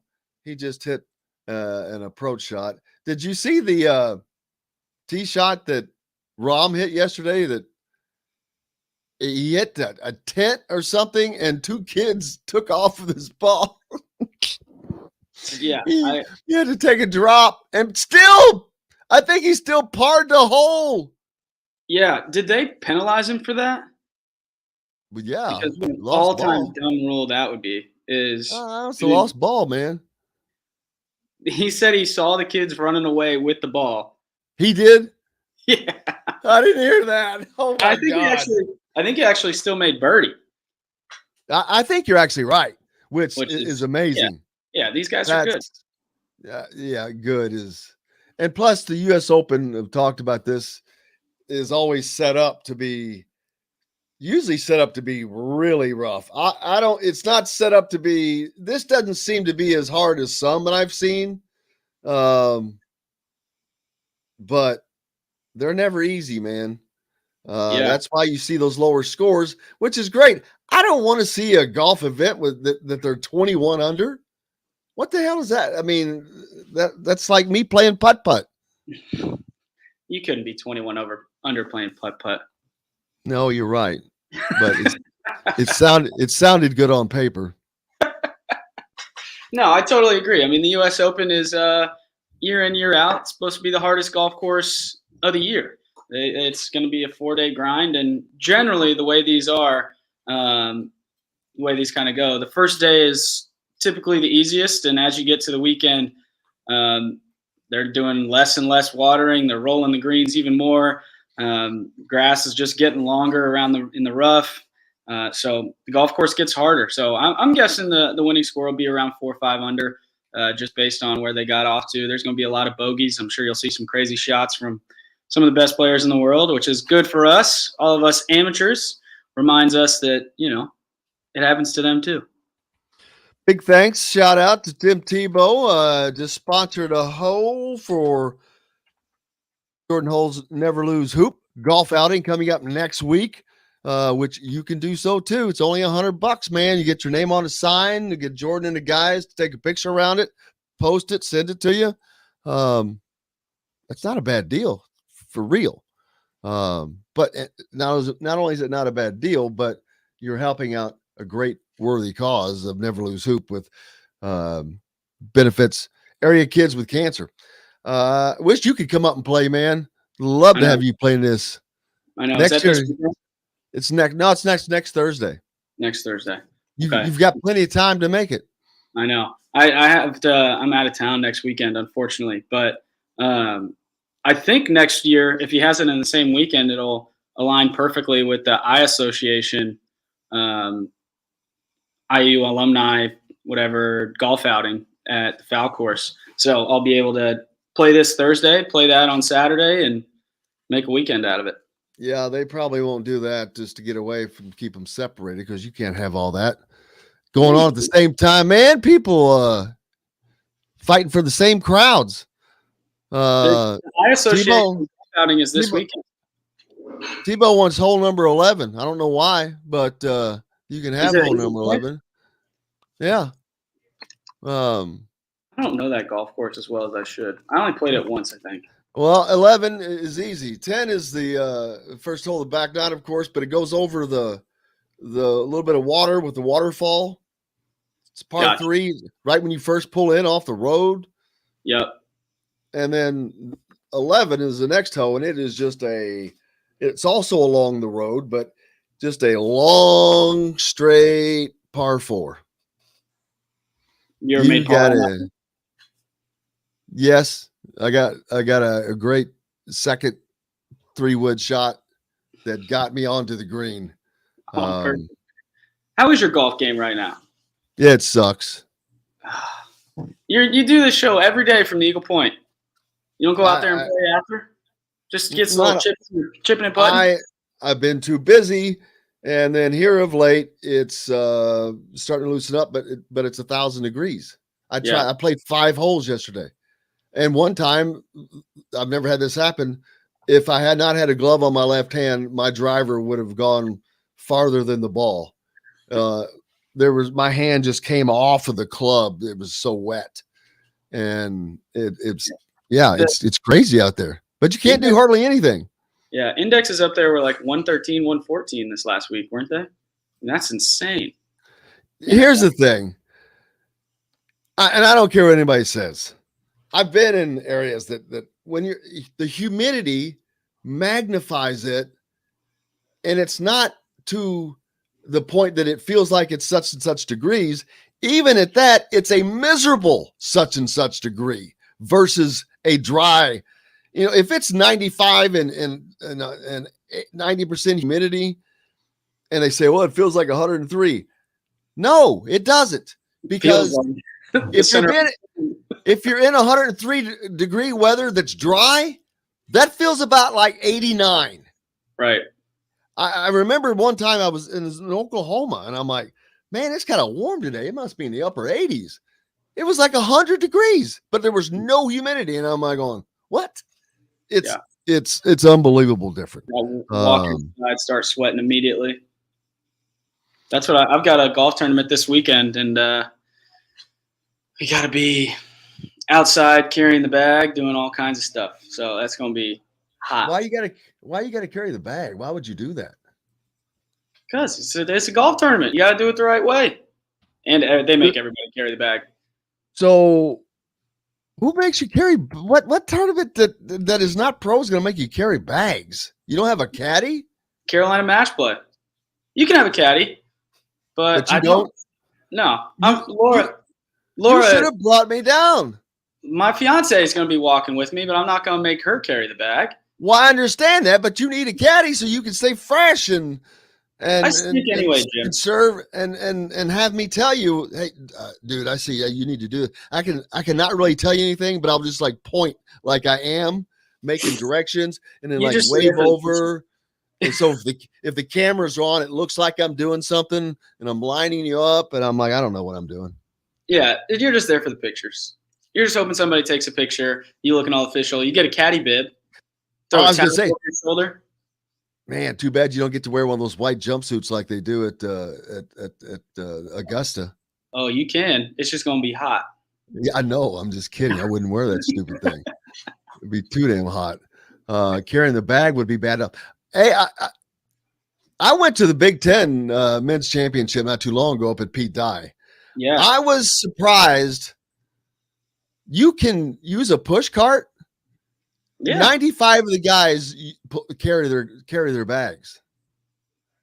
Yeah. Why would you carry your bags if you could use a pull cart? There's just something about it. I don't know. It's you feel like this is going to sound super corny and dumb, but when you got to pick your bag up and throw it over your back, it just feels like you kind of become one with the clubs, you know? The clubs and you are on the same. That's a bunch of baloney. They're working together. When you're in the push cart, it's a bunch of baloney. A thing is heavy. It's hot outside. Who are you kidding? I actually don't know if they provide push carts. I guess they're Division I colleges. They could probably buy them, but I don't know if the course provides them or not. I don't know how that works. No, you'd have to provide your own, I'm sure. Well, I wouldn't pay for that. Well, you could just bring your own. That's what I mean. I'm not buying my own. If the school wants to buy it, sure. And now with all this NIL, we could get Golf Cart Biz or whoever to buy one. That's what I think. But what do I know? Golf's going to be an area where guys can really cash in on NIL, the good golfers. I hope so. Oh, I would think. I mean, in college, I would definitely think those guys, they're going to want to sign them early. Those great golfers, grab them. Yeah, because golf is interesting. Like, you don't have to wait. In football, you recruit 25 guys and hope that 10 of them are good, 12 of them are good. And they got to put on all this weight and learn all these plays and learn everything how to be a college football player. In golf, you learn how to manage the course a little better and you may get a little stronger, hit the ball farther, but your game gets a little more polished, but you show up with what you got, right? You can get a lot better, but I think it's a lot easier to see talent. You see a lot more kids that were really good when they were 13 be really good when they were 25, I think, in college, versus the kid that was good in football at 13 probably didn't play for the high school varsity team. Yep. They get big soon, dominate, but don't really have the talent. It's more about the size. Yeah. Barbecue festival going on down in Evansville this weekend. There's some good barbecue down here. When you coming down here to eat some food, hang out, check out the Battery? We talk about this every week. You never book a trip. You always look at flights. You never book. Well, no, I've just done it once because I've been so busy. It's just now loosening up. But I would definitely like to do that. Definitely try to plan that. We could get you a new visor. That would be lovely. Mitch, are you in North or South Carolina? South Carolina. Okay. Yeah, I was just in Carolina Beach in North Carolina. I was curious if it was close to where you were at, but you're in South Carolina. Apparently you weren't that curious because you didn't text me. I did. I called you the Sunday before you helped co-host. Yeah, but you didn't ask where I was living. You didn't ask to say what I was doing this weekend. You said, "What are you doing?" Not "How are you doing?" And that's true. Yeah. Oh man. Yeah. See, you got to be specific, man. You got to be thinking. Are you in Charleston? I feel like you've said this now that we're talking about it. Yes, Charleston, South Carolina. Okay. And that's like the southeastern portion as well, right? It's kind of right in the middle, but closer to the south. Yeah. It's about 2 hours from Hilton Head, 2 hours from Myrtle Beach, 45 minutes. So you're about 2 hours-ish from where I was then, because we were fairly close to Myrtle Beach. Yeah. Myrtle Beach got great golf. play golf Myrtle Beach. John Blau, former writer for the Bloomington Herald Times, lives in Charleston, covers Clemson now. And Brett Hutton, friend of mine, who just got back, also lives in Charleston and here. But it's a great city. I've never been there. I've heard how beautiful it is. You know, my family moved down to North Carolina area when I was younger and lived down in that Charlotte area, but I've never been to Charleston. I've been to Myrtle Beach a bunch, which that was fun. I lived in Myrtle Beach one summer. What were you doing? Roping and riding? Living on the beach, baby. Yeah.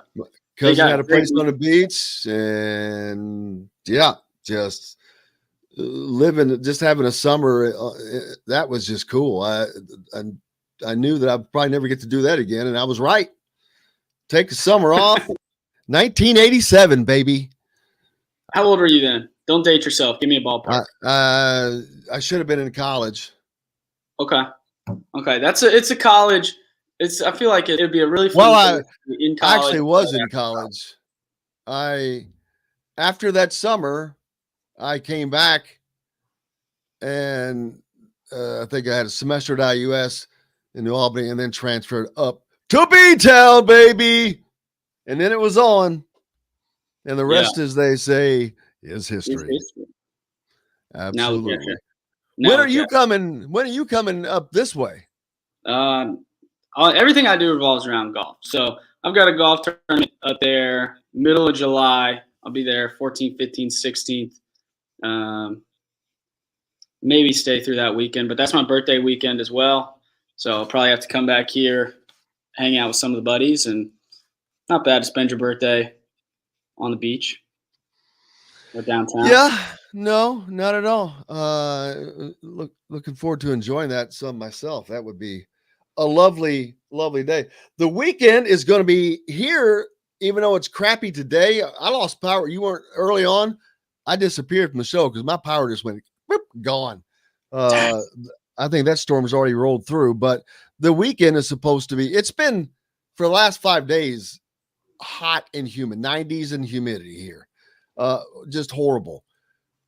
Tomorrow is going to be 79 degrees, no humidity, just beautiful. Sunday, a little warmer, but nice. But then when Monday comes, it starts at least 10 days of 90 plus degree weather. And that just stinks. Jennifer, without power down in Evansville. So, that storm rolling through probably got them a little bit more down there, but everybody be careful out there. But that's I got a high of 97 today, 95 tomorrow. So I feel but you can go jump in the ocean. So you can't say I feel you. You can go jump in the ocean. Yeah. So you got that over us. Yeah. Are you? You're like going, hey, I'm gonna go jump in the ocean. Yeah. I can't say that. I think it's like a 10-minute drive from where I'm sitting right now at work. You're like, you could be sitting in a chair going, what do I want to do? Make a hot dog or go jump in the ocean? I'm going to go jump in the ocean. That's not an option. I've got the hot dog option. I don't have the ocean option. So. I could probably do both. It's never a bad day for a little hot dog. You know where I keep going back to golf. Everything we talk about comes to golf. Is there a better hot dog in the world than the 9th tee at the 10th tee hot dog from the clubhouse? I don't think there is. As long as it's the right big, fat, juicy hot dog. 100%. Those skinny crap parts. It's got to be beef, baby. Yeah. All beef. Yeah. Big old hot. I think I just finished. I finished my last one off. I bought a pack because I love with mustard, banana peppers, and onions. Boom. Man, what a way to finish it. We were all over the place today. These are the best kinds of days. I don't want to talk about IU all the time. These are the kind of conversations I like to have, where we bounce from Tombstone to hot dogs at the turn. I mean, that's right. That. You can also tell someone to go jump in the ocean. I will. Now I am with I am with David on.